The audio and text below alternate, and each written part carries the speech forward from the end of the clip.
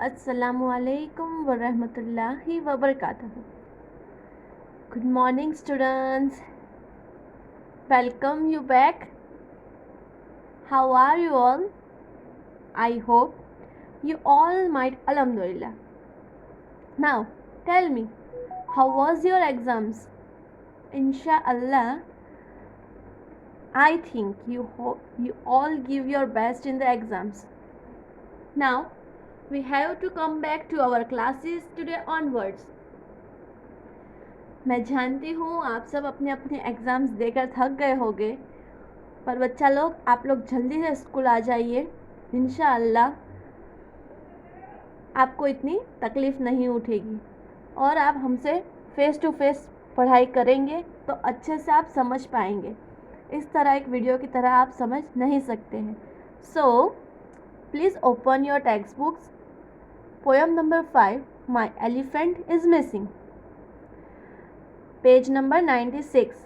बच्चा लोग अपने अपने टेक्स्ट बुक्स की 96 पेज नंबर खोलिए और मेरे साथ इस पोएम को रीड कीजिए और समझिए।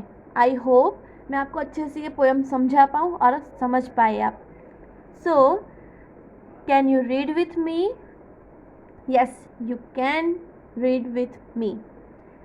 I cannot find my elephant. He must have run away. He isn't on the sofa where he promised he would stay.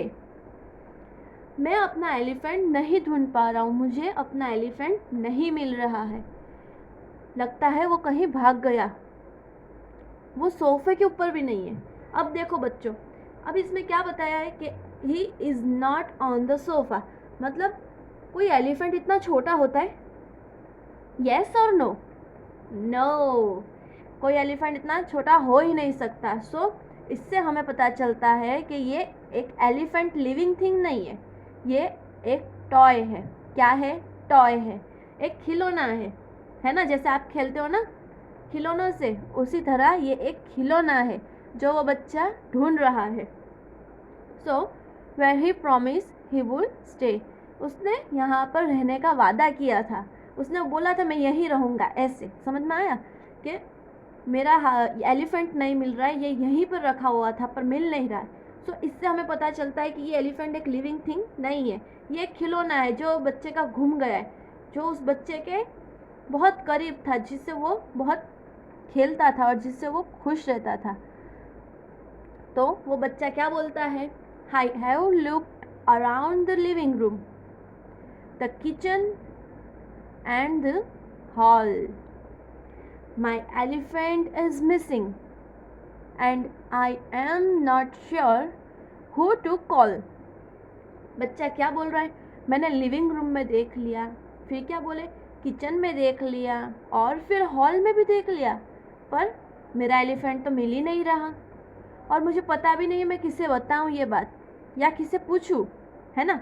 आपका कोई टॉय घूम जाता है, आप कहीं रख के भूल जाते हो या कहीं पर रखा जाता है, तो आप उसे ढूंढते हो सब जगह, आपके रूम में, बेडरूम में, हॉल में, किचन में, हर एक जगह, फिर भी आपको नहीं मिलता है। तो आप क्या बोलते हो? अरे यार, मेरा ये खिलौना मिल नहीं रहा है, अब मैं किससे पूछूं, कहाँ रखा होगा, मुझे चाहिए। ऐसे करके आप रोने लगते हो ना, नहीं मम्मा मुझे वो चाहिए ही।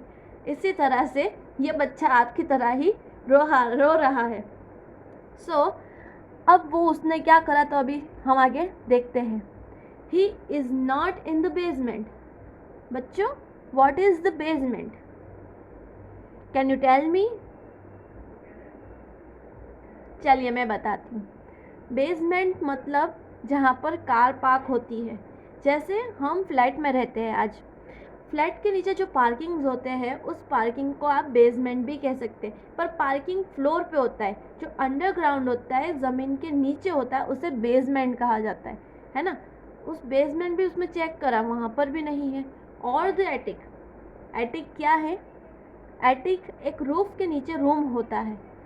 जैसे हम छत होता है, हमारी छत है, छत के नीचे रूम अपना होता है, बराबर है? उस रूम के बीच में और छत के बीच में एक और रूम होता है जिसे हम स्टोर रूम कहते हैं। उस स्टोर रूम में भी उसने चेक करा पर वहाँ पर भी नहीं है।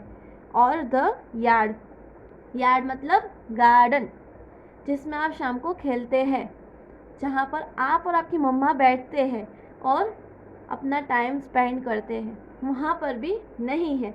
You did think to find an elephant will not to be quite so hard. आपको लगता है कि एलिफेंट को ढूंढना इजी है, पर ऐसा नहीं है, ये तो बहुत हार्ड है। अगर कोई चीज़ गुम जाती है तो उसे आपको खोज कर लाना, उसे ढूंढ कर लाना बहुत हार्ड होता है। इसीलिए आपको अपनी अपनी चीज़ें संभाल कर रखनी चाहिए, ना कि यहाँ वहाँ रख देनी चाहिए। सो इस बच्चे के साथ भी ऐसा ही हुआ। उसने अपना एलिफेंट कहीं पर रख दिया और घूम गया उसका एलिफेंट, और अभी वो कितना उदास बैठा है ना। उसके बाद में क्या होता है, perhaps I will make some posters, पर उसके अलावा भी मैं एक पोस्टर्स बना सकता हूँ। And I will offer a reward, मैं ऑफर मतलब रिवॉर्ड मतलब क्या बोलते हैं, गिफ्ट। ऐसा मम्मा बोलते हैं ना, बेटा तुम होमवर्क कर लोगे तो मैं तुम्हें चॉकलेट दूंगी, इसी तरह से। I did make it more but 50 cents is all I can afford, मैं उनको रिवॉर्ड में 50 सेंट्स दूंगा। सेंट्स मतलब पैसे, हम अभी यहाँ पे 1 रुपी बोलते हैं ना, 1 रुपी 1 रुपया, वैसे ही वहाँ पर 50 सेंट्स मतलब 50 रुपीज़। इसी तरह से सेंट मतलब पैसे। सो वो बच्चा क्या बोलता है कि मैं पोस्टर्स भी बना सकता हूँ और मैं उन लोगों को रिवॉर्ड दूंगा, पोस्टर्स बना के चिपका दूंगा और उसके नीचे लिख दूंगा रिवॉर्ड। रिवॉर्ड मतलब कि आपको मेरी तरफ से, आप इस एलिफेंट को ढूंढ के ला दोगे तो मेरी तरफ से आपको गिफ्ट है ना, ऐसे ही। तो वो गिफ्ट में वो क्या रखता है, 50 सेंट्स, 50 रुपीज़। और वो क्या बोलता है, is all I can afford, बस मैं इतना ही दे सकता हूँ, मेरे पास इससे ज़्यादा नहीं है। जैसे आप आपके दोस्तों के साथ में होते हो और आपका कुछ ले लिया होता है उन्होंने, तो आप बोलते हो ना, अरे भाई मुझे वो दे दे तू, मैं तुझे इतने पैसे दे दूँगा, या मैं आपको ये चॉकलेट्स दे लूँगा, ऐसा आप बोलते हैं ना, बस मेरे पास इतना ही है। इसी तरह से आई कैन अफोर्ड, बस मैं इतना ही दे सकता हूँ, इसी तरह। सो देखो उस बच्चे ने ये पोस्टर भी बनाया है।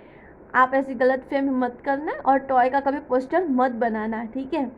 सो उसने क्या लिखा है, the name of the elephant, elephant का नाम क्या है बच्चों, जेरोम। क्या है, जेरोम। उसका कलर है ग्रे कलर, हाइट लिखिए 9 इंचेस, और एडिशनल इन्फॉर्मेशन और एक्स्ट्रा की इन्फॉर्मेशन में क्या है, 1 ईयर मिसिंग, उसका एक कान नहीं है। और उसने क्या लिखा है, रिवॉर्ड फॉर फाइंडिंग हिम, उसको ढूंढकर लाने में आपको जो गिफ्ट मिलेगा, रिवॉर्ड मिलेगा, वो कितना होगा, 50 सेंट्स। यस, कितना होगा, 50 सेंट्स। और उसने देखो नीचे आपको कॉन्टैक्ट नंबर भी दिया है, प्लीज़ कॉन्टैक्ट कैन, और उसका नंबर आपको नीचे दिया हुआ है। सो इस तरह वो बच्चे ने उसके पोस्टर्स भी बना दिए, उसका एलिफेंट मिस हो गया सो इसलिए। सो उसने यह करा तो सही। उसके बाद वो क्या बोलता है, if you should see my elephant, अगर आपको कहीं मेरा एलिफेंट मिलता है, ही आंसर टू जेरोम, वो आपको जवाब देगा जेरोम बोलने पे, उसका नाम है जेरोम, आप उसको बुलाएंगे जेरोम करके तो वो जवाब देगा। Please tell him that I miss him, उसे बताना मैं उसे बहुत मिस करता हूँ, मैं उसे बहुत याद करता हूँ। जैसे आपका खिलौना कभी घूम जाता है तो आप उसे कभी कभार आप खेल रहे होते हैं, आपको याद आ जाता है, आप उसको बोलते हैं ऐसा मन में, या फिर आपकी मम्मा को, मम्मी वो खिलौना बहुत अच्छा था, मुझे उसकी बहुत याद आती है, इस तरह से। वैसे ही वो बच्चा भी बोल रहा है कि अगर आपको किसी को ये एलिफेंट मिलता है तो उसे जेरोम करके बुलाना, वो उसी पे ही आवाज़ देगा क्योंकि वो उसका नाम है, और उसे बताना कि मैं उसे बहुत मिस करता हूँ, and I wish he did come back home. और वो क्या बोलता है, मैं ऐसे दुआ करता हूँ कि वो घर पर वापस आ जाए, है ना। आपको कोई अगर छोड़ जाता है तो आप उसको बहुत मिस करते हो ना, और फिर आप ऐसा बोलते हो कि वो वापस आ जाए, या अल्लाह उसे वापस भेज दो, ऐसा बोलते हो ना। बस इसी तरह से कुछ थिंग्स इस बच्चे के साथ भी हो गई है, बच्चों लोग, जो आपको समझ में आएगी कि हमारे साथ भी हमारी लाइफ में ऐसा ही कुछ हुआ है हमारे खिलौने घूमने पे, है ना। So he knows the way, it's up the street and down our garden path. So बच्चों, फर्स्ट और सेकंड लाइन के अंदर यहाँ पर उसने क्या बता दिया है, यहाँ पे बता दिया है address, yes, the address is given in this poem for the elephant, जिससे वो बता सके कि यहाँ पर एड्रेस है और वो वापस आ सकता है। सो उसने एड्रेस में क्या लिखा है, it's off the street and down our garden path, है ना। फिर उसके बाद क्या लिखा है, and next time I won't warn him, won't मतलब वुड नॉट, मैं नहीं बोलूँगा ऐसे, I won't warn him when it's time to take his bath, अब की बार जब वो घर वापस आएगा तो मैं उसे नहाने के लिए नहीं बोलूँगा।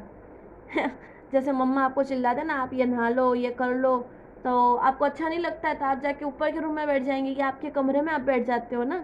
इससे ऐसी तरह से वो कौन है, ये बच्चे का नाम क्या है, कैन।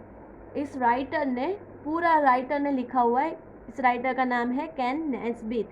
सो ये बच्चा क्या बोलता है कि अगर वापस आता है घर पर तो मैं उससे अब चिल्लाऊंगा नहीं, उसे डांटूंगा नहीं कि तुम घर वापस नहाने के लिए जाओ या कुछ भी करो, मैं उसे अब नहीं डांटूंगा, बस वो घर वापस आ जाए।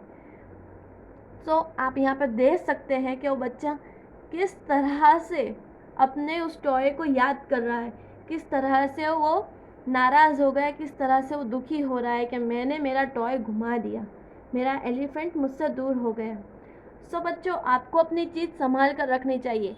इस पोएम से हमें क्या मोरल मिलता है, क्या आप बता सकते हैं? आप बताएंगे तब भी मुझे पता तो नहीं चलेगा इस वीडियो में, सो मैं ही बता देती हूँ आपको। सो इस पोएम से हमें इस मोरल मिलता है कि हमें अपनी चीज़ें संभाल कर और जगह पर रखनी चाहिए, ना कि यहाँ वहाँ रख देनी चाहिए जिससे वो घूम जाए, और अगर घूम भी जाती है तो आपको वो मिलेगी नहीं, आपको वो ढूंढने में बहुत तकलीफ़ होगी। इसी वजह से आप सैड ना हो और आपको तकलीफ़ ना हो तो आपको अपनी चीज़ें संभाल कर और जगह पर रखनी चाहिए। जज़ाकल्लाह बच्चों, आई होप कि आप लोगों को ये वीडियो समझ में आया होगा अच्छे से और आप लोग इसे समझ पाए होंगे इस पोएम को। सो आप अपनी एग्ज़ाम्स नेक्स्ट अच्छे से दे पाए इसके through. And thank you for watching my video, and we will meet in next video. Thank you.